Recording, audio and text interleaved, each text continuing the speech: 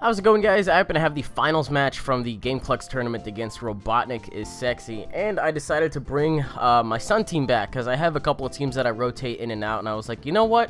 I'm not really liking Magma Storm Heatran anymore. I feel like if there's a threat in there, instead of toxic trapping, I can just expedite the process and just regular trap it with Dugtrio.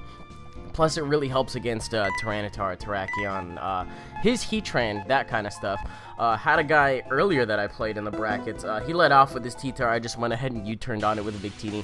And he lost the Weather War on like turn 2 or 3. It was pretty easy from there. But this was not a similar story because I did fight him before. It was a double elimination tournament, meaning that he was in the loser's bracket. So I already know what his team is like. He knows what my team is like.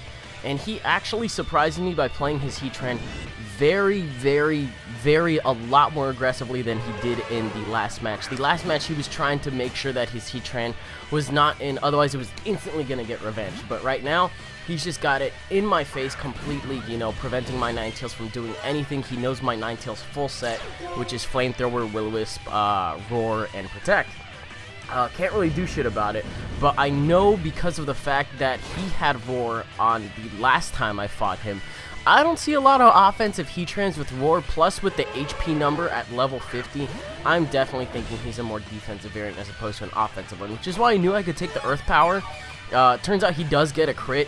As you can see, it probably would have done less than half. So, I mean, it's okay. I really only needed Ninetales to get the weather up for Venusaur and Victini. I don't think anything on his team is going to have manual weather, so I should be okay regardless. But he goes for the Protect right here. I'm thinking I'm going to go for another Flamethrower or Will-O-Wisp, but he just keeps bringing this in. I want to play it safe. It's the finals match. I don't want to fuck it up. But he's making the safe play too, just going out into his Heatran, you know, not expecting me to overpredict or anything like that. So, hey, it kind of works out. So, we got a Flash Fire boosted Heatran on our hands. Not that it really matters anymore because I do get to bring in Dugtrio at this time and just take him out with an Earthquake. God, this fucking Dugtrio was MVP. I am so glad I swapped it in because it got rid of so many threats and it was just great. That's all there really is to it. Teddy had a Focus Sash Terrakion on this one, and he did not expect my Dugtrio to be Focus Sash as well. Needless to say, it kind of wrestled his jimmies a little during that game, because I ended up fighting him again. But Robotnik knows how to handle it very well, and he just ends up taking me out with an Ice Shard. That thing turned out to be adamant with Life Orb, and in the first match, I almost got my Kingdra O-Code by it, so it's really scary to actually fight it. Mamoswine was a huge weak point to my team that I was noticing during testing. And if he had flinched right here, it probably would have been all over because the only thing I brought Donphan in for, despite being weak to ice, is to get the rocks out of there because I know I'm at close to full HP. There's no way that anything outside of like a Choice Banded Donphan is probably not Donphan.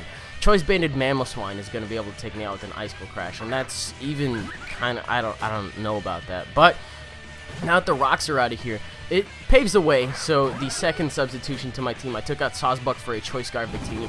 This has also been working out pretty great too, because I no longer need Nature Power for Heatran because I do have Dugtrio to just come in immediately after.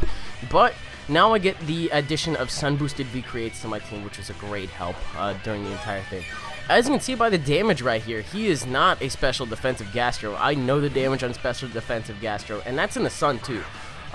So I'm definitely thinking he's physically defensive, but he ends up going for Scald here. If he wanted to predict and go for the Earth Power, the Earthquake, that's fine. I honestly wasn't expecting Scald, but the fact that I only take 6 from it in the Sun is pretty funny. But here comes another addition to my team. I just realized I forgot to nickname this thing. That kind of sucks, but oh well, whatever. Oh well, I thought it was named PK. I'm PK, but it's not, I guess. Whatever, I had to trade a new one over because I lost the other one. I don't know why this one doesn't have a nickname, come to think of it. But I just take it out with the Draco, and here we have a slightly important part in which if I whiff a Draco Meteor on this, he's gonna have a sub, and it's gonna mean, you know, one of my pokes has to take a hit that it really doesn't need to. On top of the fact that amidst all this Draco Meteoring, I'm forgetting what one of his last Pokemon is. I forgot that his Mamoswine even existed. He just tucked it in the back of his pocket.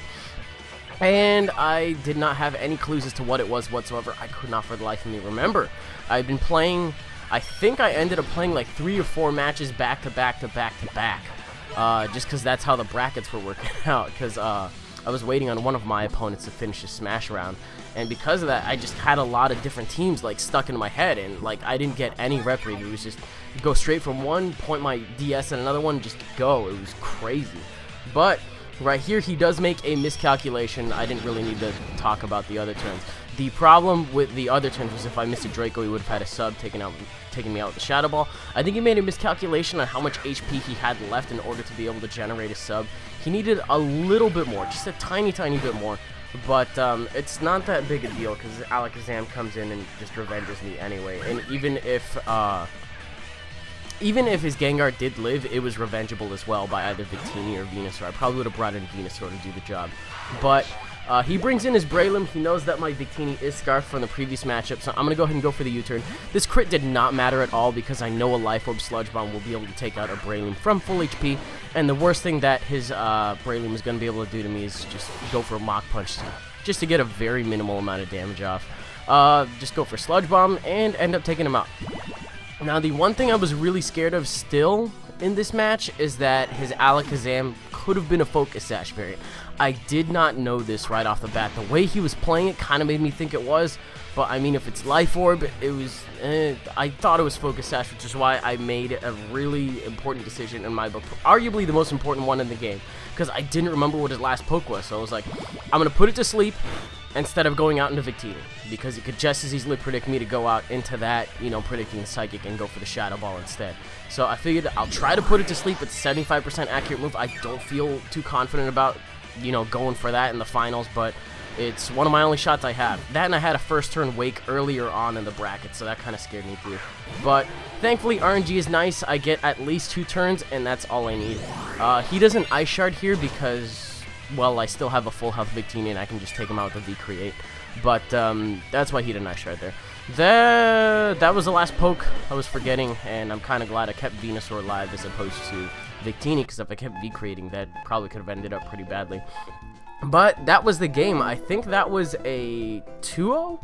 2-0 in my favor, but that really doesn't reflect the thought process going on my side of the field. I feel like if I had a time to explain... If I had the time to explain all of what was going on in my mind, I probably would have overhyped it a little bit, because it was the finals match, and I'd played like 4 or 5 or 6 games. I honestly can't remember to get to that point, so I was kind of feeling a little bit of pressure, and I was just kind of in the hot seat. But that's it for the video. I hope you guys enjoyed it. If you did, you are more than welcome to leave a like rating, comment, and subscribe, and do your thing. I'll leave his channel in the description. I don't know if he uploads. I will probably go check that out immediately after, but he did leave me a channel, so if you want to go check him out, go for it. Also met a couple of other people at the tourney. Sorry if I didn't play any of you guys. That's just how the brackets worked out, but we are doing the same thing again the first Saturday of the month. We do it every month, the first Saturday of the month. So that's a thing, and this video was kind of short, but the whole Kingdra Draco meteoring part just really didn't need to be that long, so whatever. Anyways, that was the thing, and I was going to record TCGO immediately after this, but it's offline for maintenance. I don't know how long it's going to be offline, so if there's no TCGO, still by the time I wake up tomorrow, I'll probably just end up streaming or something like that. I don't know. We'll play it as it comes along. Anyways, I'll see you guys later.